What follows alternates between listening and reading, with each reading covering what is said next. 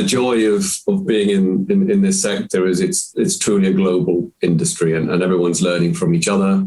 And it's a fantastic sector to be in, and I've been lucky enough to be in this sector now for best part of 20 years. I think probably Anthony Davies has been in there longer than me, but I've been in it in a while now in all its various phases, and clearly there is significant growth going on globally, and it's fantastic to see that. And I'm always heartened by the ARM annual reports come out, the quarterly reports with the data.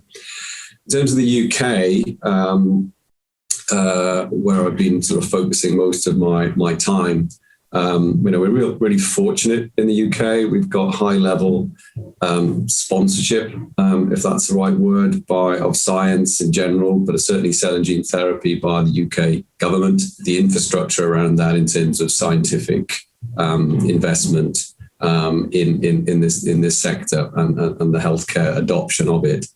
As people are probably aware, there's 10 approved products in the UK. And the UK is sort of the largest cell and gene therapy cluster outside of the US. So it's a significant activity. We've got 12% of clinical trials going on in the UK. There's best part of 100 developers in the UK. And there's a pretty good growth in manufacturing facilities. We've been tracking this from a Catapult perspective over the last 8-9 years. We now have 26 manufacturing facilities in the UK. It's gone up dramatically since we started that in terms of its footprint. About 3,500 people employed in the sector. So it's really grown from 8-9 years ago when I first started at the Catapult into what it is today. Going forward, I think building on some of the key infrastructure that's been put in place, not necessarily all with the Catapult. There's an amazing industry sector in the UK.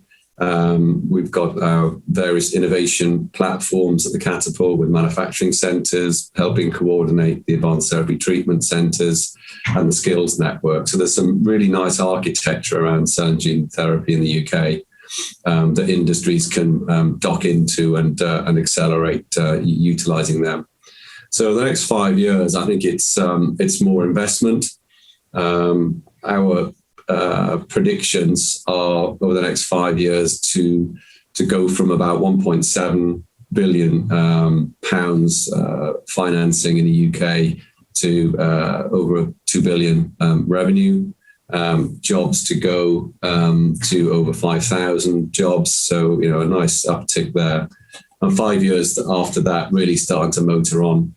So a roughly 3, 4, 5x increase in the number of jobs and revenue up to 10 billion, best part of 20,000 people working in this sector. So we see it as a really strong sector. It's one that's got a good investment base, a good investment in technology, a good investment in skills, and importantly, a good pull from the clinical elements and importantly, the patients.